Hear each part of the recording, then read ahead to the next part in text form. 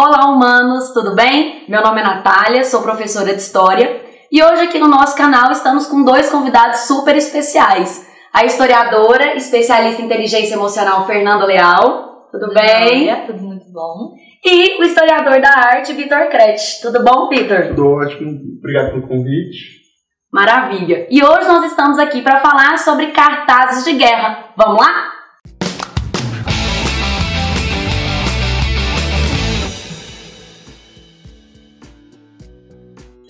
Vitor, pois bem, me ajuda aí a pensar qual é a linguagem do cartaz. Como é que esse cartaz foi utilizado, por exemplo, nos contextos de guerra? Seguinte, Natália, na verdade o cartaz é uma linguagem que começa a se desenvolver ao longo do século XVIII, quando vão se desenvolvendo, a partir de então, técnicas de impressão. Tanto técnicas de impressão de imagem, a técnica de impressão de texto já existia desde o século XIV, século XV, mas ali você começa a ter um processo de técnica de impressão de imagem que consegue produzir em larga escala a mesma imagem, com o mesmo texto, permitindo que esse cartaz ele possa ser exposto em ambientes públicos e possa se comunicar com uma grande parte da população, não é? Esses cartazes foram utilizados das mais diversas formas, com os mais diversos objetivos. Mas o que é de interessante também é que esses cartazes, sobretudo no contexto de guerra, eles têm uma finalidade muito importante, que é, primeiro, convocar a população a se mobilizar pela guerra, né? É gerar sentimentos nacionais, gerar sentimento de unidade popular e tudo mais, mas ao mesmo tempo convocar esses indivíduos para que pudessem participar da guerra de alguma forma, contribuir com o trabalho, contribuir com o alistamento, seja ele obrigatório, seja ele voluntário. Então o cartaz, nesse contexto de guerra, ele é muito mais pensado como um objetivo de convocar a população à participação nesse conflito, né? No caso, ele traz um apelo. Exatamente, é um apelo ao público, né? E isso é muito interessante porque isso é um dos poderes da imagem, né? A imagem, ela tem o poder de emocionar, de não só apelar à razão, e claro que ela faz isso muito bem, mas também de apelar aos sentimentos. E aí você consegue fazer com que as pessoas tenham um engajamento maior na guerra, uma participação mais potente dentro da guerra mesmo. Vitor, é interessante também, porque além do cartaz ser utilizado em contextos de guerra, ele também foi utilizado para propagandear regimes ditatoriais, regimes totalitários, justamente por esse apelo, né, por atingir as massas nesses contextos. E a gente pode falar, inclusive, né, em regimes ditatoriais tanto da esquerda, totalitários tanto da esquerda quanto da direita, o nazifascismo, ou mesmo o stalinismo, todos eles vão ter uma linguagem própria para cartazes, né?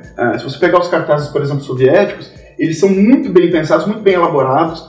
Você tem, ainda não existia essa palavra, design, mas você tem um design que apelava justamente para mostrar as conquistas do regime soviético, né? E aí conseguia transformar a população, atrair a população para aquelas conquistas, fazendo esquecer as mazelas que todo regime também tinha, né? E no nazismo não seria diferente, né? Você vai mostrar nos cartazes nazistas, por exemplo, como são considerados os judeus, por exemplo, inimigos, como identificar um judeu, de como perceber que eles são os responsáveis por toda a pobreza que tinha sido colocada na Alemanha até então. Então é muito legal porque isso consegue, tanto no contexto de guerra e mais ainda no contexto de estados totalitários e tudo mais, mostrar esse apelo ao público. E o que é interessante, no final das contas, é perceber que esses cartazes, eles podem ser utilizados para nós hoje, historiadores, né, que pensamos o passado, para tentar decifrar um pouco aquele período em que eles foram constituídos, né? E aí eu acho que a grande questão é entender esse cartaz não como algo dado, como a realidade, mas sim como um indício, como um documento histórico que nos permite pensar o passado. Com certeza. E é muita a abordagem que a gente vai ter esses cartazes de guerra quando eles são usados em provas, né? Em prova do Enem, em prova de vestibular. A gente está vendo aqui, né, duas imagens, e essas duas imagens elas foram usadas no vestibular da UFG. E é interessante como, analisando as respostas, né, que foi o meu trabalho na época do mestrado, ficou muito claro que a galera não entendeu a ideia de representação. Você estava falando isso muito bem, a ideia de que o governo está querendo mostrar uma ideia, ele quer que as pessoas comprem aquela ideia. Então, existe uma intenção por trás de todo cartaz que é produzido em larga escala e propagandeado para tudo quanto é lugar. E é importante a gente entender que intenção é essa para a gente entrar numa análise muito rasa de que ele é o real, né? De que aquele cartaz, ele representa, que é a grande, se quiser falar de pegadinha, a grande pegadinha dessa questão da UFG, por exemplo, né? De que na Primeira Guerra Mundial as mulheres são submissas, Então, se elas são demonstradas aqui, apoiando, esperando o marido voltar da guerra, é um indício de que as mulheres eram assim durante a Primeira Guerra. E pensar, ao olhar esse outro cartaz, que é muito mais conhecido, pensar que as mulheres, então, na época da Segunda Guerra Mundial, elas eram fortes, elas eram cheias de vida, empoderadas. E é interessante observar pelas respostas dos alunos que aí eles encheram essas mulheres, inclusive termos como empoderadas apareceram em resposta como se fosse um reflexo, né? E aí falta um pouquinho do que a gente está pensando aí num conceito de representação, né? Ele representa o momento, mas mais do que o momento, ele representa a intenção de quem o produziu. Não dá pra gente pensar que a população daquele lugar pensava daquele jeito. Essa era uma vontade de quem produziu o cartaz. Mas não dá pra gente passar isso como sendo um ideal de toda uma população, né? Isso é, inclusive, um grande perigo quando você trabalha com qualquer documento histórico, né? Qualquer documento histórico que você tenha, ele é intencional e ele tem um produtor. E esse produtor, ele tá querendo dizer alguma coisa. E não necessariamente isso condiz com a realidade em si, né? Eu acho que é isso que você quis dizer também, sim, né? Sim. Pegando esses dois cartazes que a Fernanda está analisando, é bom a gente lembrar, né, que o contexto desse primeiro cartaz é o contexto da Inglaterra, Primeira Guerra Mundial, o momento em que a Inglaterra convocava os homens para o exército, e aí nesse cartaz você tem o quê? Bem provável que a mãe, a filha e o filho olhando pela janela, os homens indo para o exército. Ou seja, a família está ali para apoiar esse alistamento obrigatório, né? Tanto é que o cartaz ele diz, né? Women of Britain say go. Sim. Mulheres da Inglaterra, digam vá. Apoiem os homens a se alistarem. Já o outro cartaz, que é um cartaz que acabou depois da guerra, tendo uma repercussão enorme. Mais dos anos 60, né? Sobretudo dos anos 60. Esse segundo cartaz ele é muito importante a gente ressaltar o quê?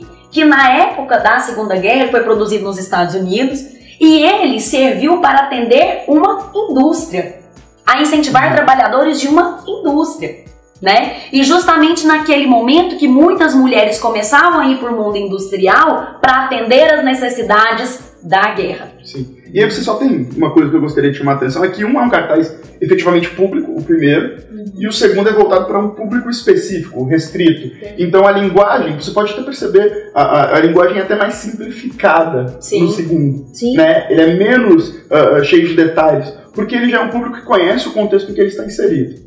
O segundo ele tenta atender a um público bastante amplo. Né?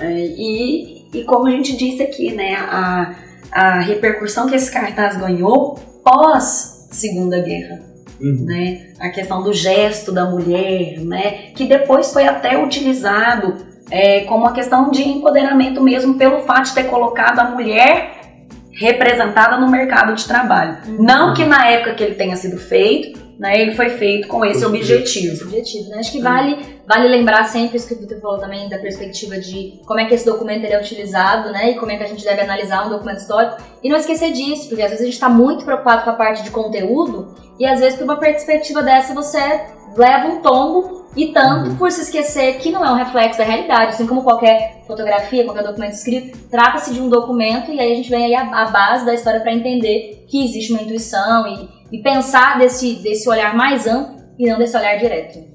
E assim, só um detalhe que eu acho importante, que é interessante pensar como um artefato histórico, e sobretudo um artefato artístico, se a gente entender o cartaz como arte, ele é ressignificado a todo instante. Então, se aquele cartaz, no contexto da Segunda Guerra Mundial, tinha uma significação muito específica, né, para aquelas trabalhadoras da fábrica, nos anos 60, ele é ressignificado pela segunda onda feminista, pelas mulheres envolvidas no movimento feminista, como um processo da mulher se tornar protagonista do mundo do trabalho.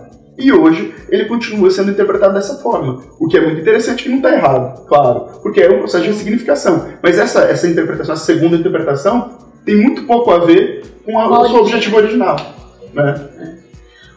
Humanos, espero que vocês tenham gostado muito. Obrigada, Fernanda. Obrigada, Crete. Beijo e até a próxima. Valeu.